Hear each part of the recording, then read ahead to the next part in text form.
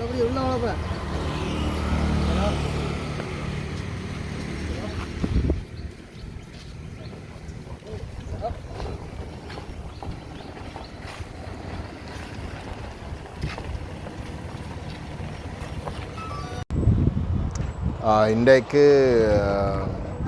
Social மீடியாவில்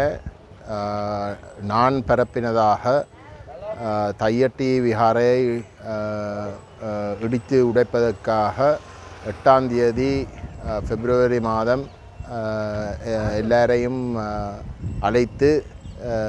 வெளியிடப்பட்டதாக சொல்லப்படுகின்ற அந்த போஸ்டர் தொடர்பாக ஒரு வழக்கு தாக்கல் செய்யப்பட்டு என்னை குற்றவாளியாக வந்து அறிமுகப்படுத்தப்பட்டது. அந்த வழக்கு இன்றைக்கு மெல்லாக நீதவான் நீதிமன்றத்தால் வந்து ஆராயப்பட்டது. ஆராய்ந்த இடத்துல பலாலி ஓஐசி இந்த வழக்கு தாக்கல் செய்யப்பட்ட விடயத்துக்கு எந்த விதமான தொடர்பும் இல்லாத கடந்த பௌர்ணமி அன்று நடைபெற்ற போராட்டம் தடை விதிக்கப்பட்ட ஒரு போராட்டமாக இருந்தும் அதுவும் என்னுடைய பேர் அதில் குறிப்பிடப்பட்டிருந்தும்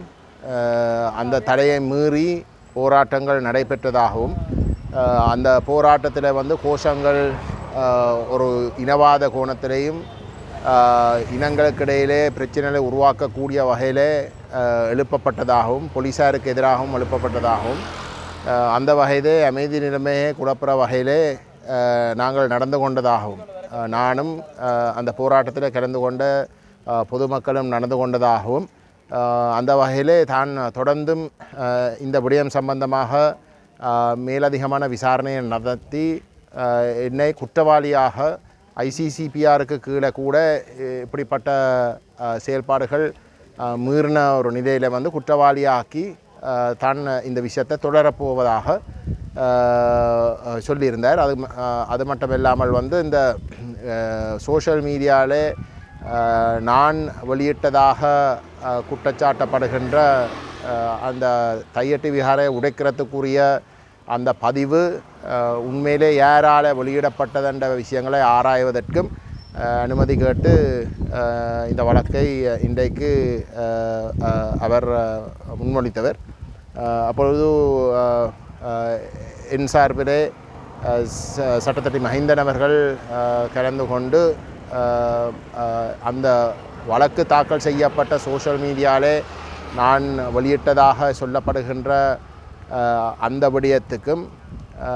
ஓஐசி பலாலி இந்த வழக்கு சம்பந்தமாக வந்து அந்த போராட்டத்தில் நடைபெற்ற விஷயங்கள் தொடர்பாக பதிவு செய்யப்பட்ட விஷயங்கள் தொடர்பாகவும் முறையீடு செய்த ஒன்றுக்கும் இந்த வழக்கோடு சம்பந்தப்பட்டதாக இல்லை என்றும் அந்த வகையில் இந்த வழக்கு ஒரு நபரை குற்றவாளியாக அறிமுகப்படுத்துகிறதாக இருந்தால் ஆக குறைஞ்ச ஏதோ ஒரு ஆதாரமாவது இருக்க வேணும். இந்த அந்த சர்ச்சைக்குரிய பதிவு சோஷியல் மீடியாவில் அதாவது தையட்டி சட்டவிரோத விஹாரை இடிக்க சொல்லி போடப்பட்ட அந்த சோஷியல் மீடியா பதிவு ஐ நிராகரித்து அது எங்களோடு சம்பந்தப்படாத ஒன்று விஷயம், எங்களுக்கும் அதுக்கும் தொடர்பில்லை, அது ஃபேக் நியூஸ் என்ற பதிவுகள் என்னுடைய உத்தியோகபூர்வமான ஃபேஸ்புக் மற்றது எக்ஸ் சோஷியல் மீடியா